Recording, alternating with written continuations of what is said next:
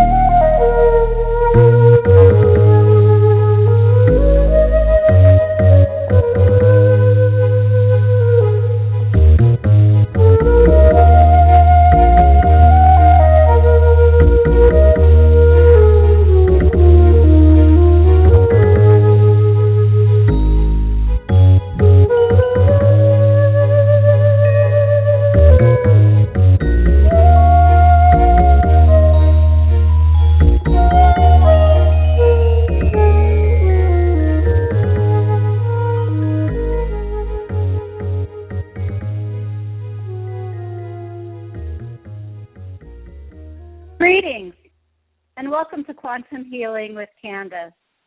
I'm your host, Candace Craw-Goldman. This program was created to assist humans in this rapidly changing world. While it is expanding into new realms, it is based upon the foundation of the late, great Dolores Cannon's work. So thank you, Dolores, for continuing to encourage us to explore new worlds. Also, thanks to Greg Prescott and Michelle Walling at in5d.com for making this show possible. I'd like to take a moment to thank all of the supporters of this show, all of my in5d friends, the new ones I met in Sarasota last weekend, my New Earth Journey friends, my Facebook friends, QHHT practitioners around the world, and clients, and all of you who are in the chat room tonight.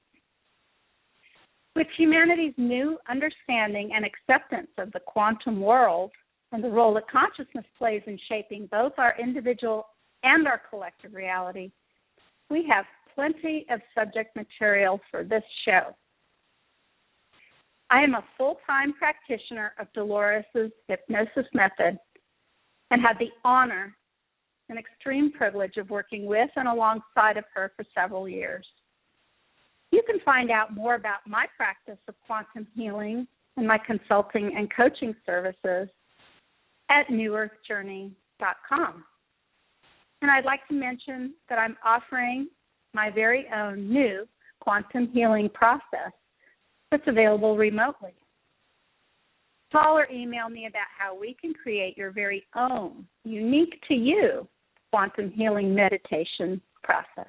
And lastly, before we get started tonight, for those of you looking for a practitioner of Dolores' method of quantum healing, or for those of you who've trained with Dolores in the past, you may find these wonderful practitioners and resources and support of all kinds at DoloresCannonQHHT.com. That's DoloresCannonQHHT.com. And if you'd like to participate live on the show tonight, please call us at 646-716-8890. That's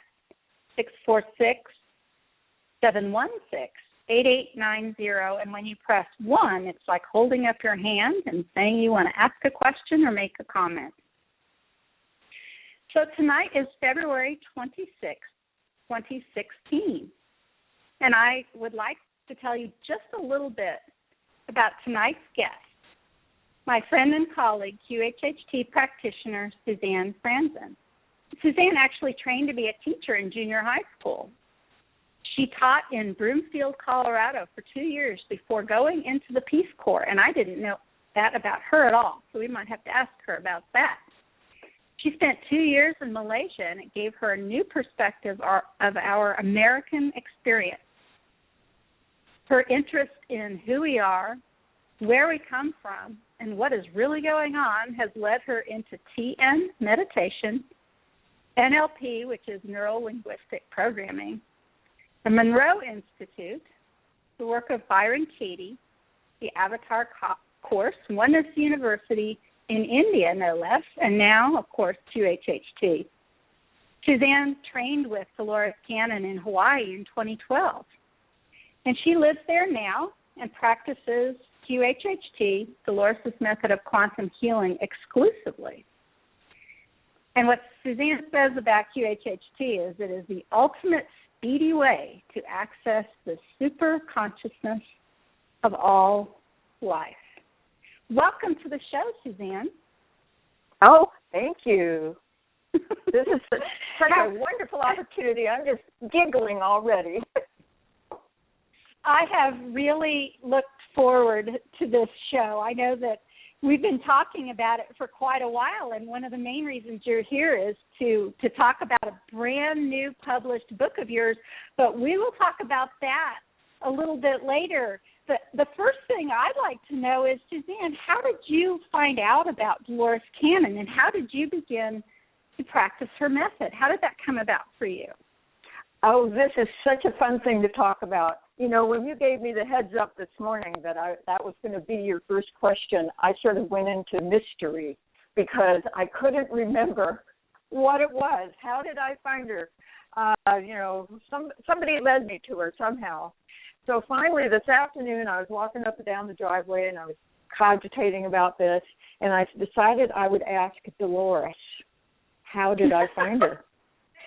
And you'll never believe what happened. I saw her face and this big smile, and she just sort of cocked her head and she says, well, I found you.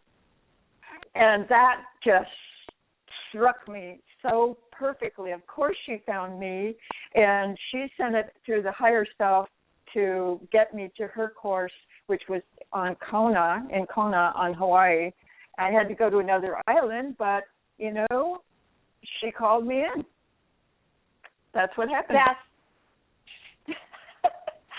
That's amazing. I have goosebumps all over me as you're saying that. And I understand because I wrote an article myself about how I found Dolores, and then later, kind of in the way that she's talking with us now, she really laughed at me as if, I was taking full credit for it, right? Yeah. Yeah, well, we can tell our linear stories from our conscious mind, but way more than that's going on. Right. Oh, I just love that story.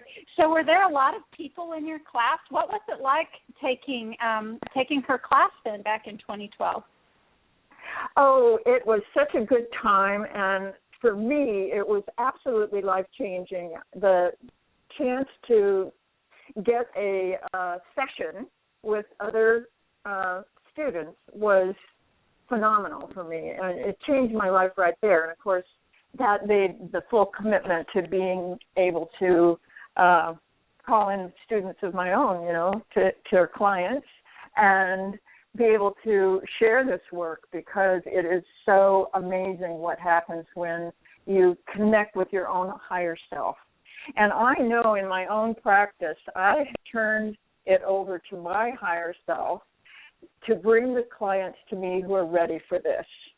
And I know I've had phenomenal clients come to me. And I find that there's something really different happening now. It's past lives isn't the main thing anymore.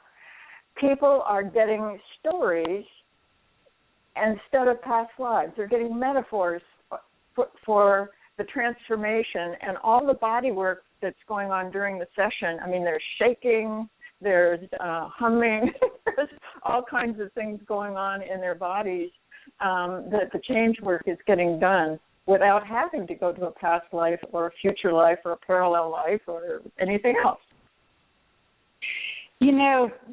That's really true. There's a lot of metaphor that's going on. And, Dolores always said you don't have to have a past life, believe in past lives or anything. You just need to be open to the method. And in a way, I think you're right about the metaphors. There's a lot more metaphor going on because very often the higher self or the higher consciousness is saying the past just isn't that important anymore.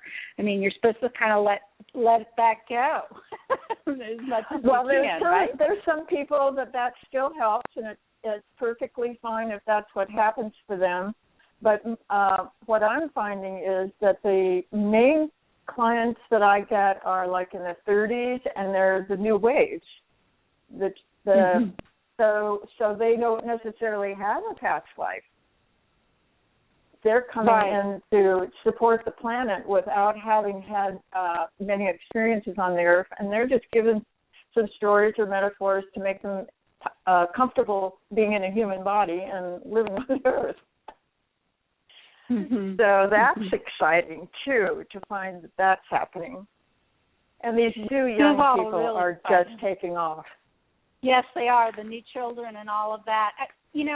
I'm struck by your sentence, though, that you practice QHHT exclusively. There's all these other things that you learned. What did you do at the Monroe Institute? Oh, that was phenomenal. The Monroe Institute was over a week-long dream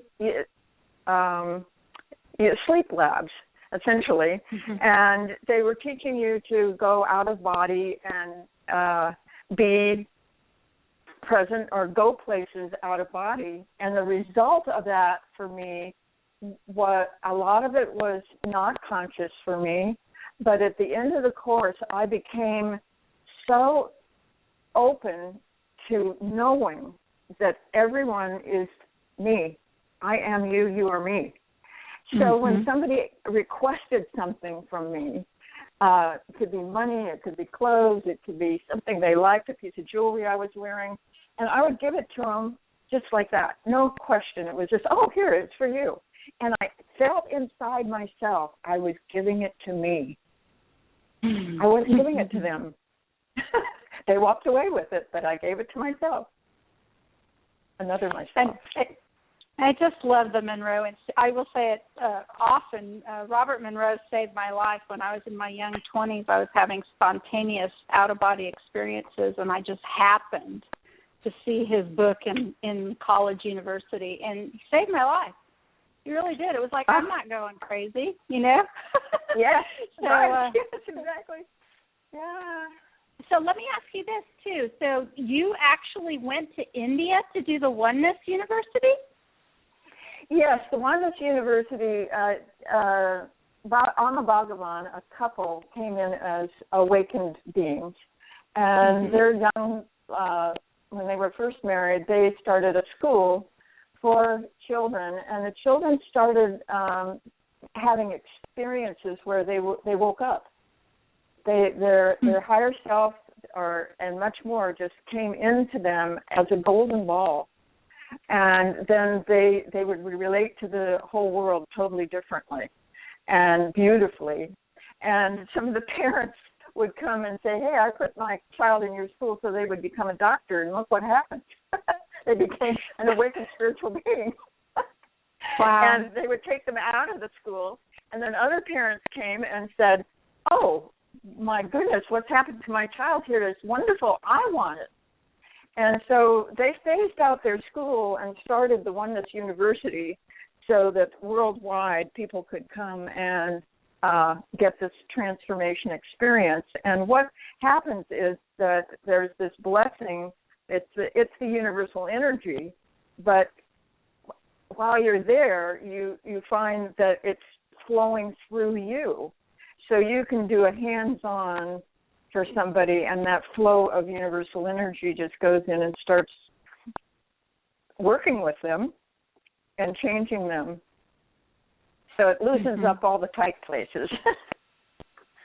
And they call it now the Oneness Blessing. There you go. Yeah, some of our listeners may be familiar with that, and believe it or not, that's made it even here to the Midwest. We have Oneness Blessings here, and several people who actually went to India as well to learn how to give the blessings. So wonderful. Yeah, well, it's a wonderful thing. And okay, I want to go back a little bit because you asked about Dolores Cannon's class that I took way in the beginning of our conversation. And one of the wonderful things that happened there for me was that another woman who lives here on the island with me, who I didn't know, was taking the same class. So since the class, we've been able to trade sessions with each other and continue exploring consciousness in that way, and it's just such a blessing. Wow. Do you have any stories about that then? I mean, it's always kind of nice to trade sessions with somebody else. There's a little bit of the, you both kind of have an idea of what might happen, and you give each other a little slack, and it gets exciting. And sometimes clients, of course, come with some quite serious issues. So sometimes doing a swap like that can be a lot of fun. Oh, it's just really, really fun. And I think on another call that we had, I called into the show and commented about having a lifetime as an elephant. I remember that.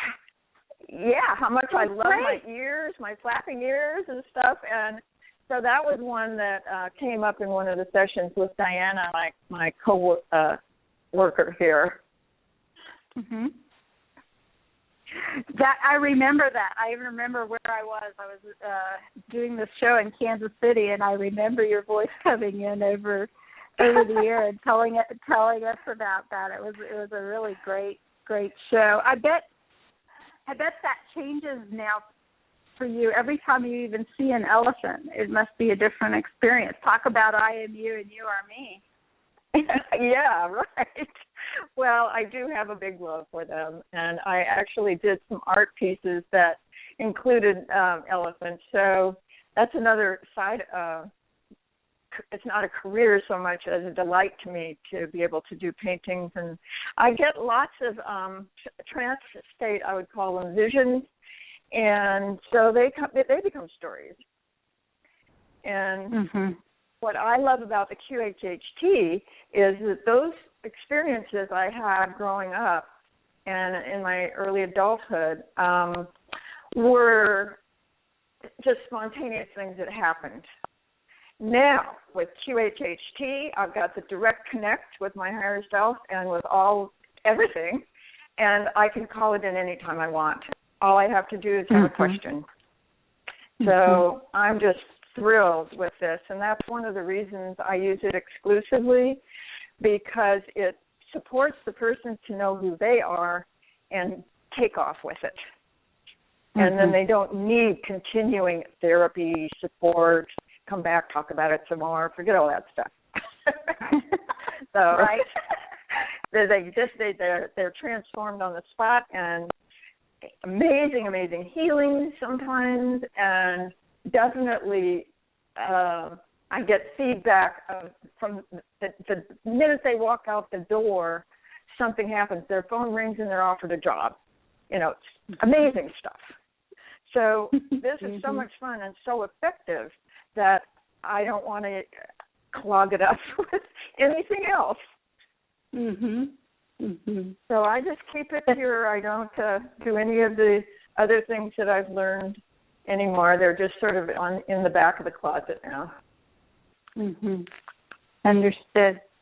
Well, we are today going to talk about one of your clients and a book that you wrote about several sessions that you had with him. And so why don't you tell us a little bit about how all of that even started, and then you can tell us how this book, Burning World, came to be. And by the way, I've had so much fun carrying it around the last several days, and even had somebody stop me when I stopped to grab a little bite to eat a day or so ago. And I had this gal sit down and start asking me all about that. She goes, "That looks like the most interesting book." And I looked at her and I thought, "Is she ready? Is she ready to hear about this?" And the answer was yes, she was. So that was a lot of fun. So tell us a little bit about your book and the client that inspired it and how you got together, and just tell us how it all came about, would you? Well, I was going to tell a certain story about that, but it was the linear reality that we live in, and what I call the downtown reality, how it came about that I met him. But since I had that awareness from Dolores today, I think that the same thing happened with him. The behind the scenes, the higher self getting this man to me is what really happened. But the linear one, the linear story in the third dimension reality is there was a quantum healing practitioner in Colorado who was a friend of this man. And he moved back to Kauai, and so she told him, she looked me up, and thanks to you and the forum, found me. So it's your fault. Mm-hmm. You get the yes, credit. it is. Yeah. Well, you know what? Stay tuned for more of that, because on our website, which is, again, of course, DoloresCannonQHHT.com, we now have a whole new tab just for our published authors. So with the pictures of the books. And I say, isn't that wonderful? And it's awesome, yeah. Astonishing. It's astonishing how many of you have books out there, and of course many of them are about the sessions and the work that we do. But some of them are, how they woke up stories, or similar kinds of subject matter. All of that will be available, and I've gotten to learn so much more about the members in our community by asking, who's written the book, and there's a lot of people who are trying to. I know I'm trying to, but it just keeps getting shoved to the side of my desk while I get the others. Yeah. Well, we've all got this new channel open. I don't know how much of it is due to anything we're doing, or if it's just because there's a door that's been opened to our higher selves, and that doorway being open is giving us so much inspiration and so much new stuff, new things that haven't been available before, but they're here now. Mm-hmm. So the book, and that's a little bit of your book is a little bit of your book's about that, right? Yeah, I would say a little bit. It's interesting the responses I'm getting from the book, because I think it's going to be like a sleeper in a way. It's going to be around, and people are going to pick it up, and they're going to read a little bit, and then they're going to say, and they're going to have to let it integrate, because it's going to how do I want to say this? It's like we're so structured, and we're so scheduled, maybe, and this is going to be the key that starts loosening up the thinking patterns and the awarenesses. And even if somebody hasn't had any training at all, or any interest in the metaphysical, the quantum field, it's going to start niggling at them until they go back for more, and they go back for more. I know as many times as I've been through this book, every single time I go through it, something else pops up to me. It grabs my attention, and I want to go deeper with that particular subject. And it's a fascinating journey. So we do want the book to get out there, and the reason it even came about was because Grappo came to me. He was dying, and he knew it, and he wanted to. He wanted out of here. He said, my life is done. There's no reason for me to stay. And his concern, though, wasn't wanting to get healed from the several diseases that he was inhabiting, but he wanted to not suffer, is the way he put it. I don't want to suffer. And in his first session, it was a magical journey, because one of his concerns was that he would just make it up, and it wouldn't be really the higher self coming in and talking with him. But the very first thing that happened for him was the beautiful place that he went to was astounding. It had tall gray-green grass and huge trees that were pink trees and magenta sky. And he saw these figures floating up in the sky that looked like balloons, character balloons. And there were beings there that were making these balloons. And he cracked up. He says, I never could have made that up. It wouldn't have been anything that I would ever think of. And from that moment on, he was completely into it. Then it was just he let go, everything started to flow. So in that first session, he had many, very exciting actually, adventures, and we hope that you're going to go to the book and find out about those. One of the main conclusions was that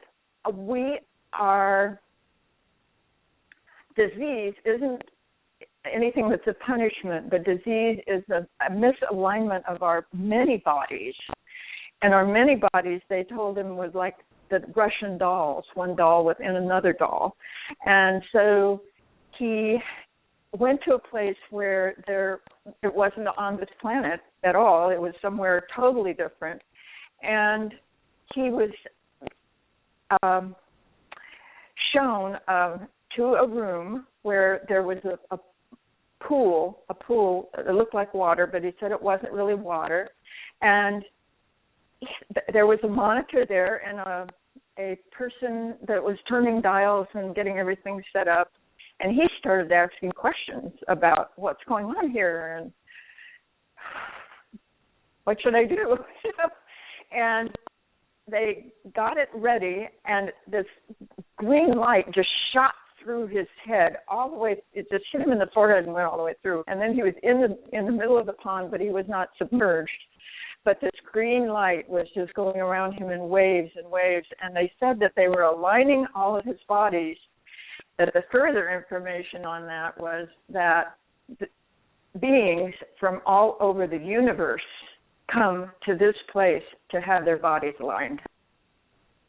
Ooh, sort of like, are we in science fiction now, or what? Right. But, yeah. But anyway, it was a lot of fun just going through that first session. Then at the end of during the next week, we weren't planning actually to go any further. He got what he wanted, and he reported back that he felt completely comfortable and at ease, and there was no fear left and no stress or worry about suffering. So it was a complete success. But during the week, I had a dream, and we know how dreams get to us from the higher dimensions. And in this dream, I was in an auditorium. It wasn't huge, but it was fairly good size. And I was leaning against Grappo, like sitting in his lap, almost leaning back against him, which felt very comfortable. And we were looking up at a stage, and there was a woman all dressed in white robes, and she was giving a lecture, supposedly, but she was showing us a book. And she went through the book and turned pages, and we saw the book, and it was like, oh, what's this about? So when I told him about that, he said, I've been getting the feeling, just intuitively, that there's much more that they're going to be able to share with us, and maybe we should do more sessions. And then it came about in the second session that they said, we gave you that dream because there's going to be times where it's going to go slowly, or there's going to be things that aren't working right, they have to get rearranged, and we want you to continue being inspired to complete this and get it out to the world. Whoa, okay. So we knew that we were being sponsored by something beyond our normal everyday, what I call downtown reality lives. And it's just been an amazing, amazing adventure doing this book. I really like, Suzanne, what you have written on the back cover. And may I take a moment and read a few lines that you have on the back cover of the book? Yeah. So this is, first off, it's such a beautiful book. The photo is beautiful, and it's very well desione. And I don't say that lightly. My husband's listening. He's probably laughing because that's true, because I used to do this. So anyway, so on the back cover are these words: something is happening. our perception of what is real is profoundly changing. We are asking different questions. We are seeking unimpeachable authority.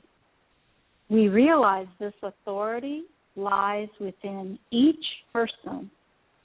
Our authority is the spark of living intelligence within us. In our inward silence, we have heard its voice guiding us to change. We call it guidance, and the voices guide. It's really beautiful words, and there's so many inspiring revelations, ideas, and sentences. It's not a large book, but it's one of those books that I do believe if you read it more than once, like you said, even you're going to get more out of it every time you look at it. Yeah. So for my sister-in-law, she's somebody that has never delved into any spiritual path or been interested at all. But she received a book, and so she says, I can only read a little bit, and then I have to really let it percolate and sink in. And then I can go back and read a little bit more.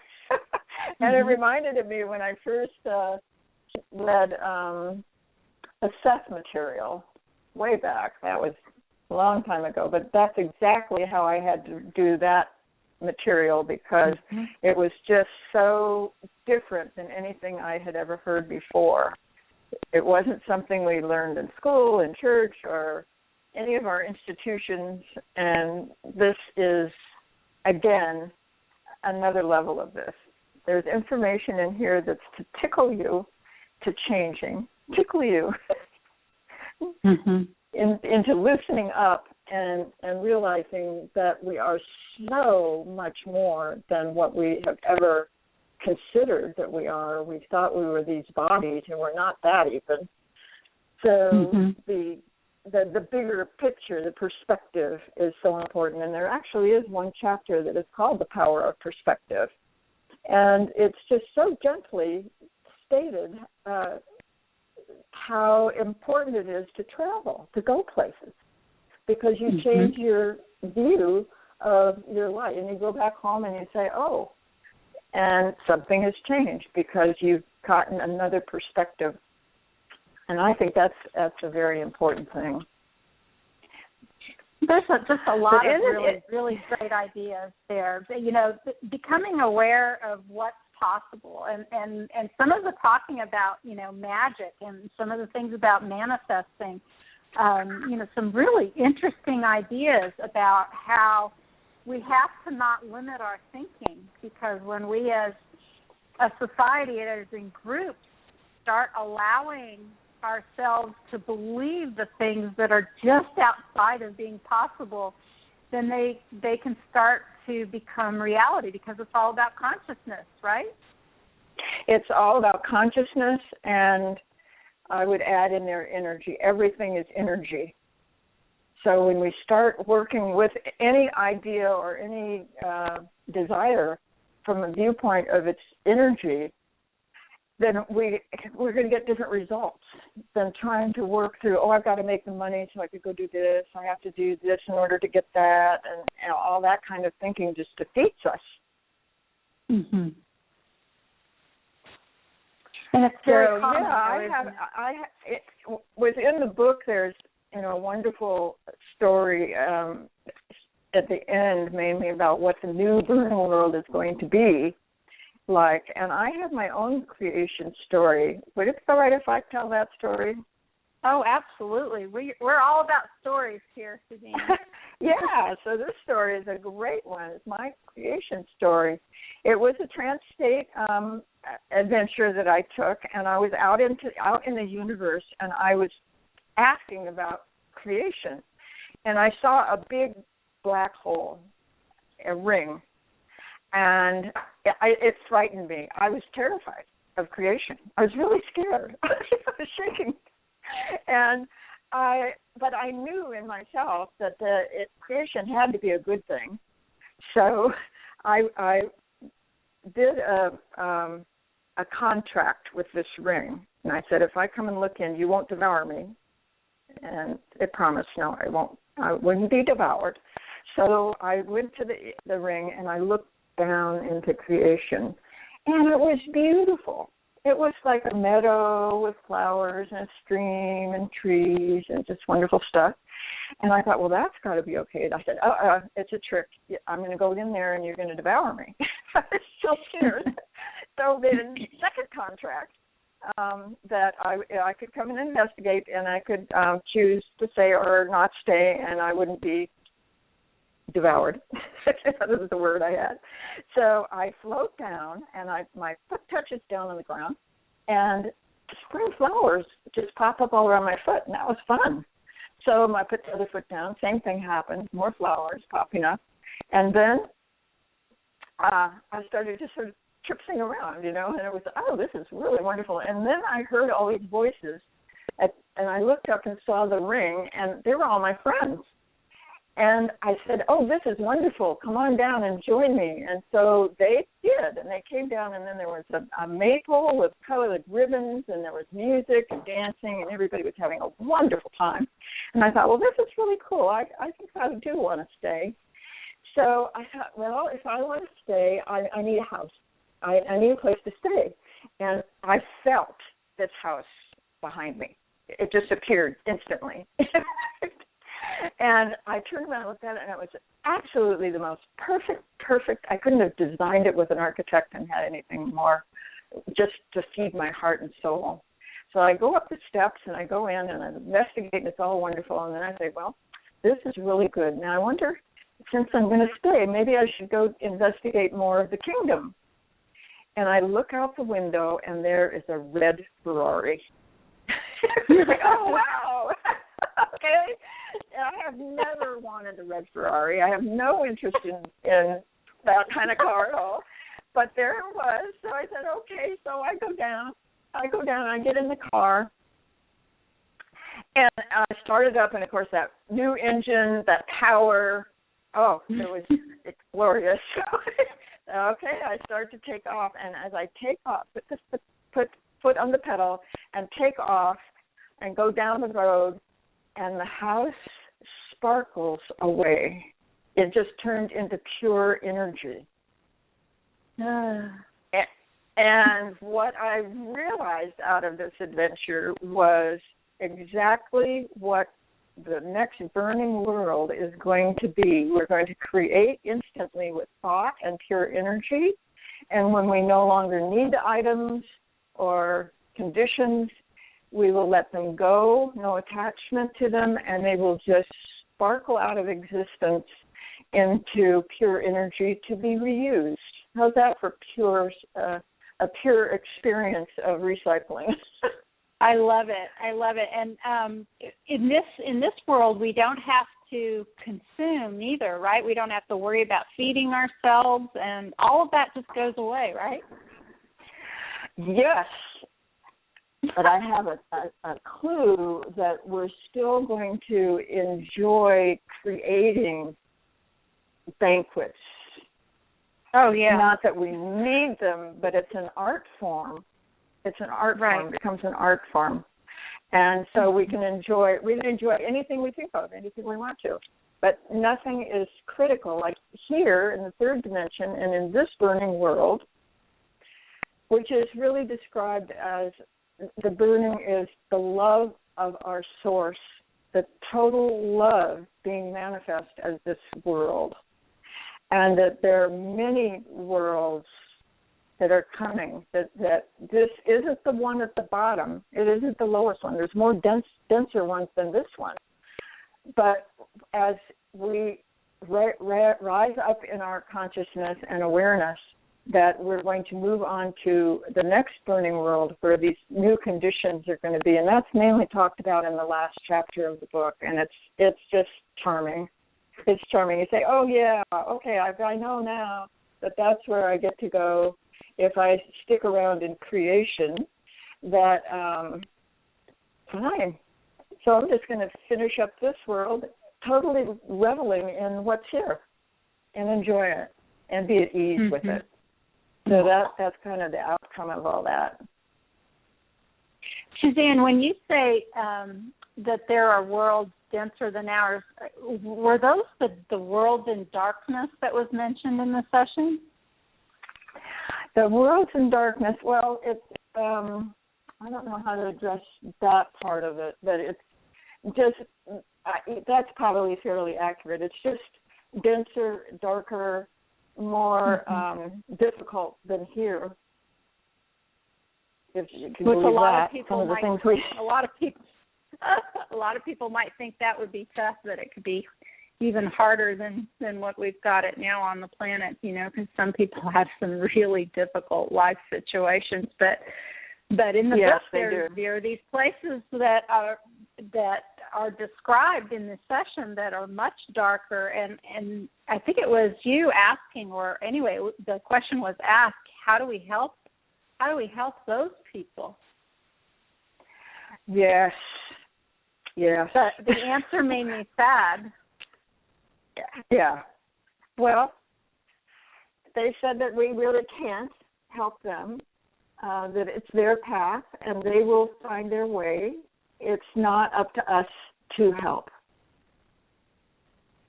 So it's not our job. Our job is to continue on our path, whatever our path is. And each individual has their own path. Is that the way you understood it too? Yes, absolutely, and I really liked that. It brought into the awareness the phrase, the idea about trying to come to a resolution, and it was Grappo was pretty adamant about saying that resolution wasn't about like coming to some sort of agreement. Let's see, I even wrote it down. Resolution is not the answer. It's doing your own path in your own particular way is solution. And I love that because it's all about authenticity of, your own version, your own reality, your own creation. So you retain your individual sense of self, yet there's still this group consciousness thing going on at the very same time. So that's a lot of fun to read about. Yeah, right. Yeah, and the group consciousness part of it came up in, what chapter was that? Chapter about groups, anyway. Is that right? That's what you're thinking of? Well, I actually, yes, and I have page numbers, so I don't know what chapter it was, but it was at page 75. There was some talk about how the idea of, if you hang out in a cave or in your own house and you really, really separate yourself, you're not doing yourself or humanity a lot of favors, that it's actually a very good thing to go have your coffee in a coffee shop, that simply doing that changes the dynamics of the whole. And there was a lot more talk about that, about, how to do that. You don't have to teach a class, you don't have to give a lecture, you don't have to whatever, but simply proximity to other humans is a great part of why we're here and what we're doing. Right, and this is kind of another aspect of the behind the scenes where our higher self is out in public then and connecting with the higher self of all the others in whatever group you're in, if it's a restaurant, a movie, in the mall, a coffee shop, whatever it is, and you don't even have to be paying attention to it because they're handling it, your own higher self and the higher self of the others, and they're raising the vibration of everyone in that area. So it puts a whole different spin on if you're going to go to a movie. You're not just going to a movie. You're participating in a grand adventure of the higher self connecting with everybody in that theater. So even if you don't know people and don't know their names or anything, there's still this exchange and all of that. So how does that, Suzanne, how do you think that plays out? It got me thinking about things like our original support forum community, that we've kept it together, and there's individuals and members around the entire planet. Of course, we get together when we can, but we're an online community. How do you think that works, or does it work? Yeah, I mean, it seems like exactly. Of course, it's the same thing. We're connecting with each other. We're sharing stories, and any time we're connecting in any way, there's a greater connection going on. It makes it so much more fun to go out in the public and know that it's not just your little self going out and, wanting to satisfy yourself with a latte, that you're actually doing something that you don't even realize you're doing. So just enjoy it. Be there and relax and let it happen. And you don't need content. You don't really need content. But this whole idea of hugging is wonderful, and then just smiling at somebody, saying hello to somebody that's there in the shop. It's a new way of thinking about magic. It really is. It makes me. Let's see. I wrote something down about batteries. Sort of. Oh, something you. What did you say about? Oh, I can't even read my own handwriting. But something about that charges up your batteries, going out like that. Yes. If you go with the right perspective of enjoyment and loving and laughter and joy and play, and you're going out to experience the creation, and you're going to get the very most juice out of it you can, and you have to relax into that, and instead of trying to fix things and finding fault with, those take you down into the depths of the dark. So, and we have a habit of trying to do that.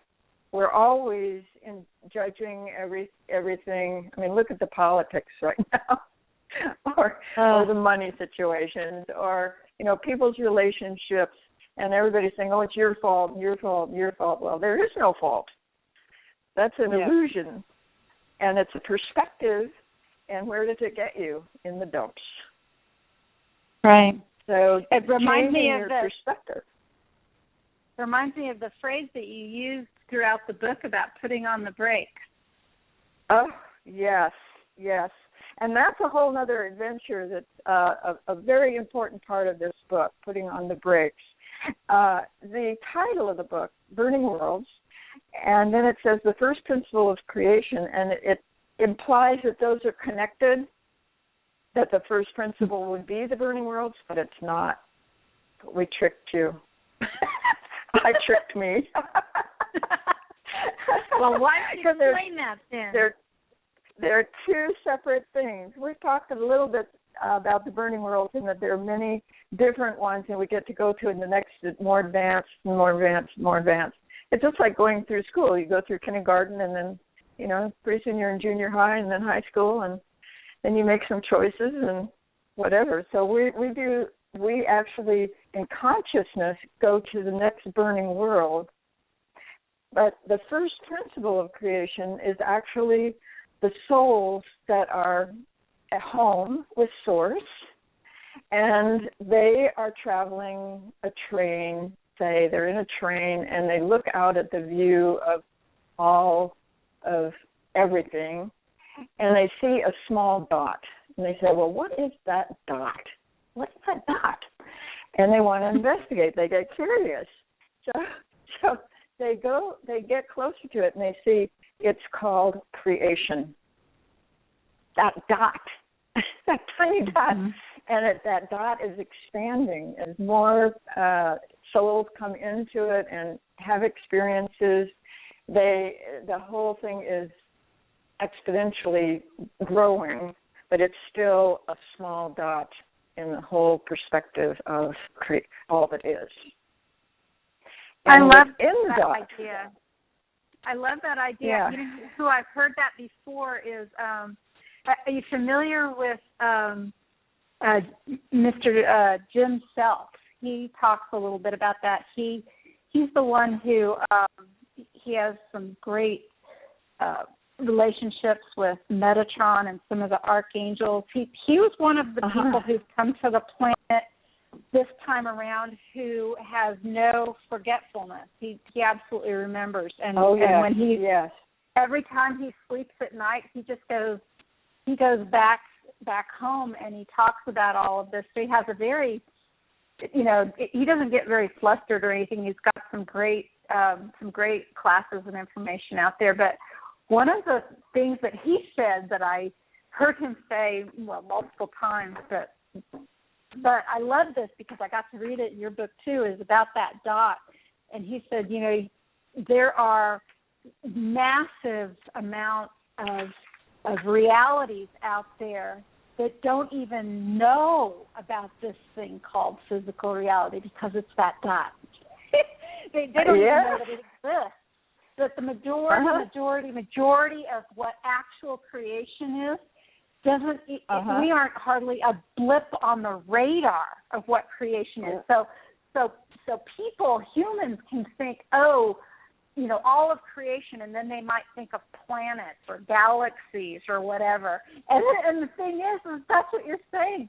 All the planets, all the galaxies, all those physical dimensions are that dot. Well, yeah.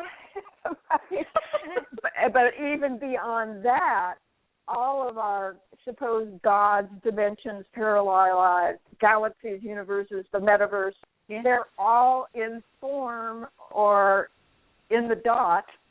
So we may not be able to see them because they're in a different frequency than we're in, but they're still part of creation. Mm-hmm. All of it. And then when you get out of creation, you're essentially home. You're back at source. Mm-hmm. So very, very interesting. The creation, though, is so fascinating, and we love it. We are so greedy to experience everything. So most likely, we're going to stick around going further in creation to the next burning world, and then the next one, and the next one. They said it's infinite. But if you want to step out of creation, there are clues in this book about how to do that. If you're really at the place where you're ready to step out of creation, there's no point in being in any of it anymore, and you want to go back home to source, well, read the book. It's there. The hints are there. So do you see your friend anymore? I talked with him this morning. Talked with him this morning. He's so excited about this show. He's listening in, I'm sure. And I asked him, one of his guides that he was shown and worked with in the story that we tell in the book called Sister. And they said they had many, many lives together. And they are explaining some of the things that are going on in creation and how we can be with the physics and the chemistry and everything else that's in creation, so that we can be at ease instead of trying to fight it all the time. Mm-hmm. And that's an important. And some of what you were saying about the physics, that's pretty interesting too. That some of that there aren't as many hard edges and boundaries around physics that what we think there is. Right. Yeah, and as we go to the next burning world, there are going to be even new, completely different physics that we'll be working with. And it's like the story of creation that I told before, that we're going to create directly with our thoughts, but we're going to be so connected with each other that there's no clash in creating. And we're just going to do incredible, magnificent, fun, satisfying, fulfilling things. Mm-hmm. Lovely. Mm-hmm.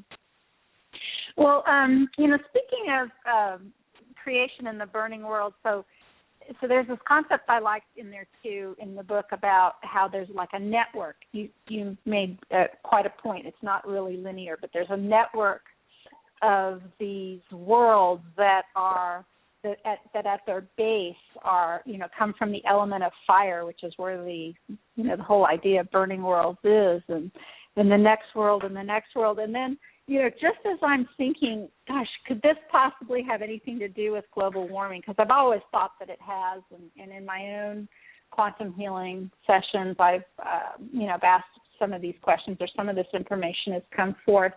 And then I turned the page, and you asked the exact same question. I just loved it. I mean, I burst out laughing because I'm like, yes, if I'd have been there, I would have said the same thing. I felt like I was sitting in the session with you. Oh, great! Yeah. So the idea is, yes, it really does have something to do with some of the global warming ideas, you know?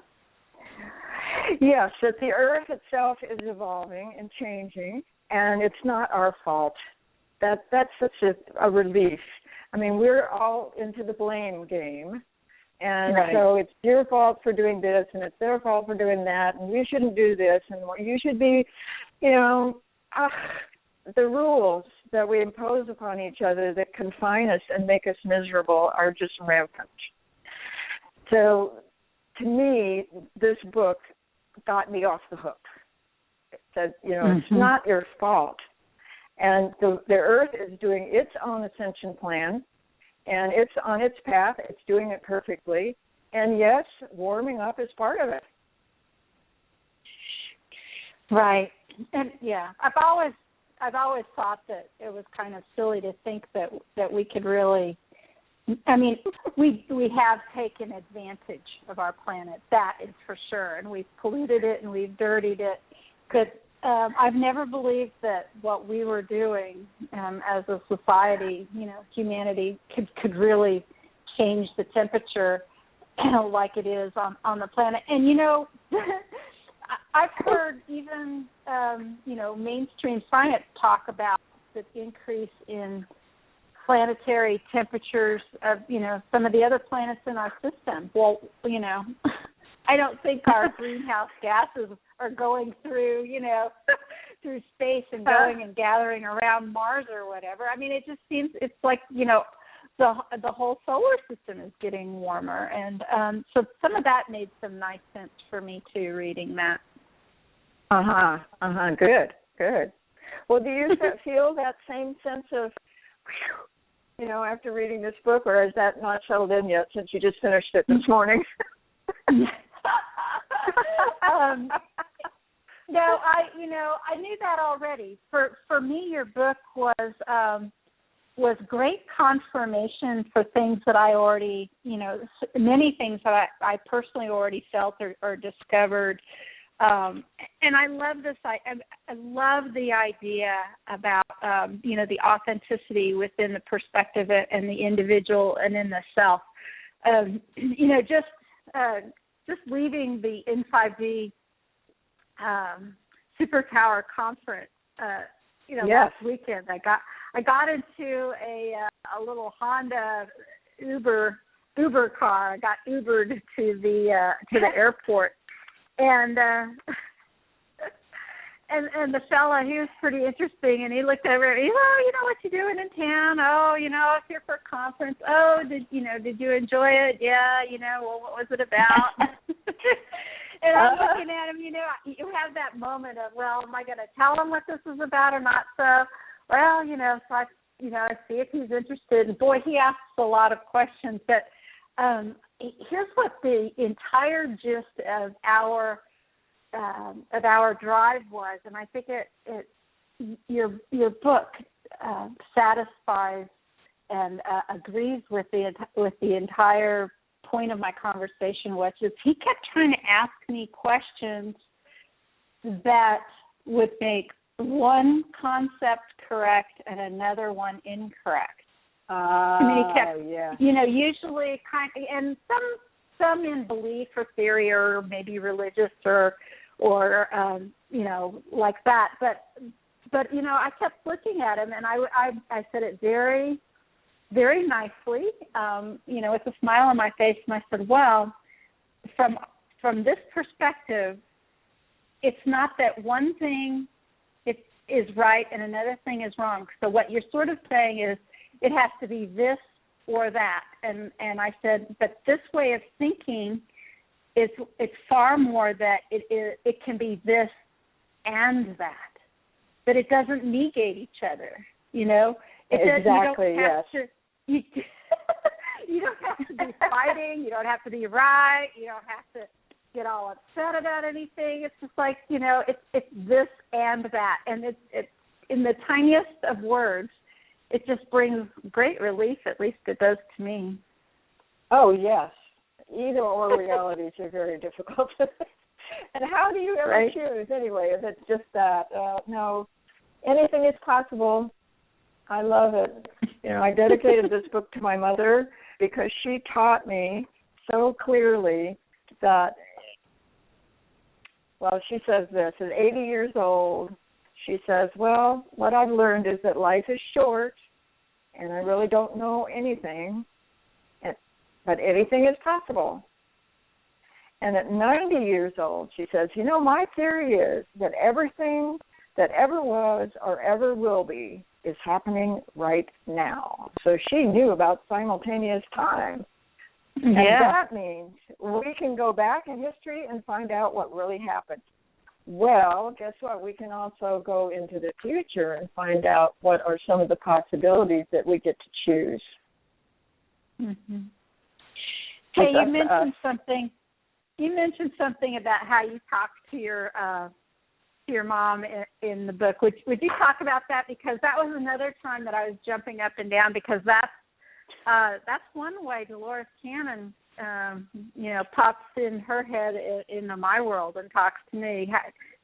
Tell me what that's like. Yes, I if I have a question, I talk with my mom all the time. Just I share stories with her and stuff, and I don't hear back so much, but I feel the presence. I just feel like, it's comforting, And if I really want to get some answers about something from her perspective and where she is now, I get on the computer because it's easy to just let my fingers fly, and I just don't monitor it. I just let it come through. Of course, I'm recognizing what's being said as she says it, but it just is.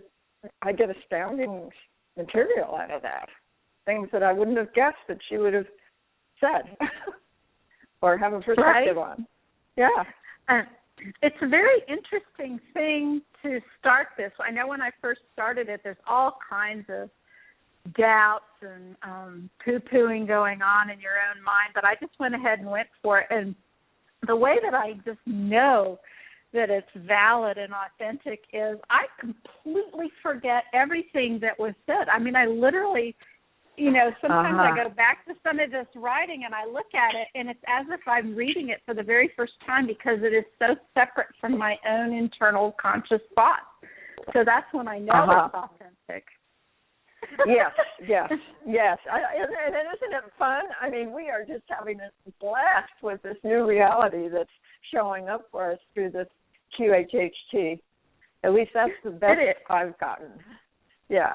It is a lot of fun. And the part that makes me laugh over, and I know some of my listeners have heard me say it before, but I have to laugh. Dolores would say, she would wrinkle her nose sometimes at the idea of channeling, which, is just really pretty funny considering what she does and the fact that, she talked to Nostradamus through multiple people in trance.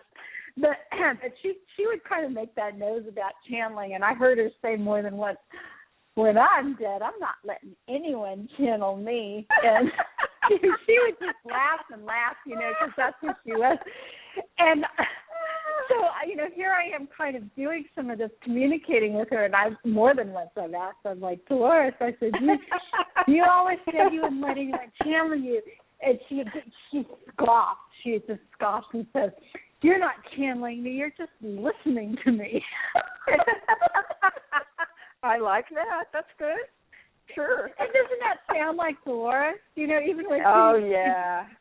so blunt and but very much her own person. So she's made quite a difference in this world, hasn't she? She has, and thank the blessed whatever it is, this brought us into this life with her, because it's an amazing adventure for her and for us, and it's mind-boggling, actually. Yeah, the reach that she's coming into the sessions, interestingly too. I had one client recently that I asked, because I felt like and the client's higher self said, no, she's not here right now. And then 2 days later, another client, I didn't even ask, and she volunteered. She says, oh, Dolores is here now, while she was in the session. Yeah. So, yeah, it's really fun. It's really fun. It is fun. It is fun. Well, is there anything else you'd like to tell us about your book? Is there any other concepts or any other thing that you think is important to tell the listeners to have them, Well, I would say, are we finishing up here? Because it is time, I think. Yeah, we're past an hour, so whenever you're ready. Well, the best way an easy way to find the book is to go to my website, and there is a link there for the book, and then it'll take you to Amazon.com, and that's the place that you can purchase the book. And besides that, you can just go to Amazon.com and type in my name, Suzanne Drexel Franzen, and that will directly, or you could put in Burning Worlds, the first principle of creation, and it's a little more, you have to go to this and that before you actually find it, but it works. But my website that you want to go to is QHHT-Kauai.com. And Kauai is Kauai. Kauai. I was losing my mind there. I couldn't spell my own text.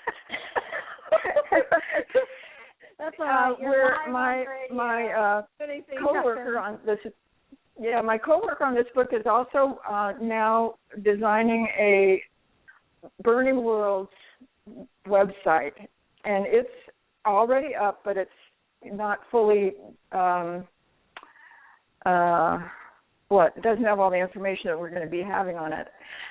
We feel that there's a place where it could turn into a conversation as people read things, and then they begin to understand it, and then they have a little further exploration of it. There could even be study groups that get together and discuss some of these points and try and find out by letting it all in and flow through them and share with each other. So there's another possibility of a group enhancement. So that website is burning-worlds.com. The dash is important because if you leave it out, you're going to get I think it's a German Technic company or something. And you won't get. Yeah, it's a different thing. But we're living Star Trek, don't you think?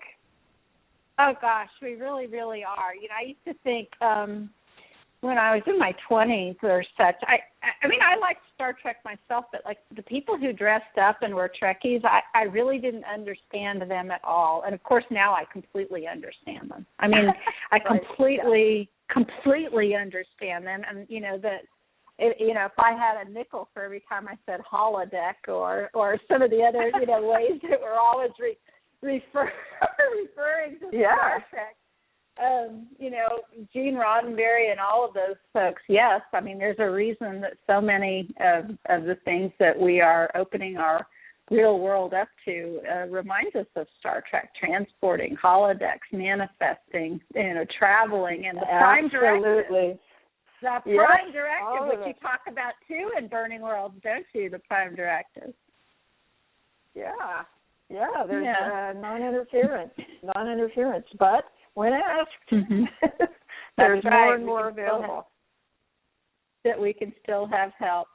Well, listen, this has been so much fun. You know, I've enjoyed your friendship and your participation and membership in our original support forum community for a very long time. You're a very important member of our forum family and a good friend. And I'm just tickled pink to have gotten the book and signed and everything, and I just carried it around for a while, and I just finished it this morning, but it was good. It was really good that I finished it today because, you know, it was all in my head, and then it was able to talk about it.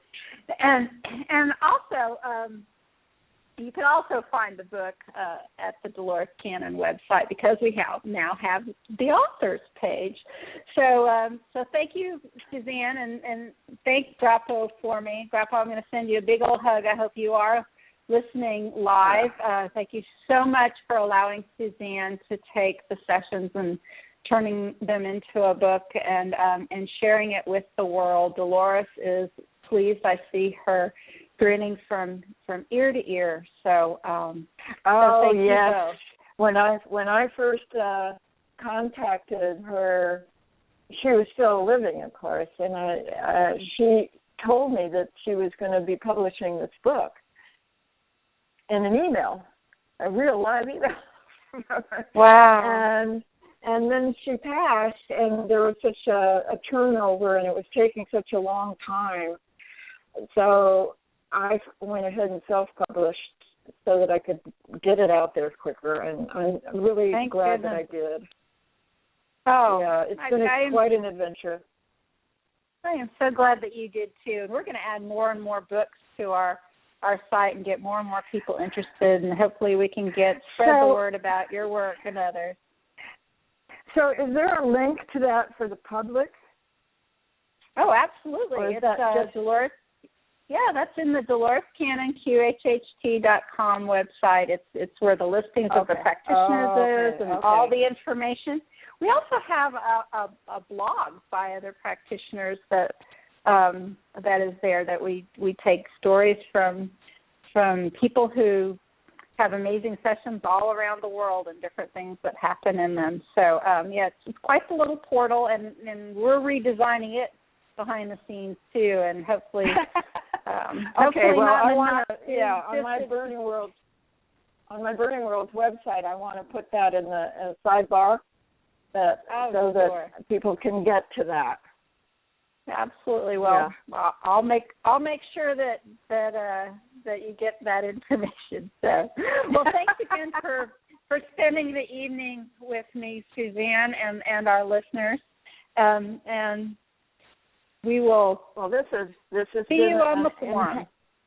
Enhanced adventure. Thank you so much. Well, it's really been great. Well, thanks again. Yeah. Okay. Well, we'll talk to you later then.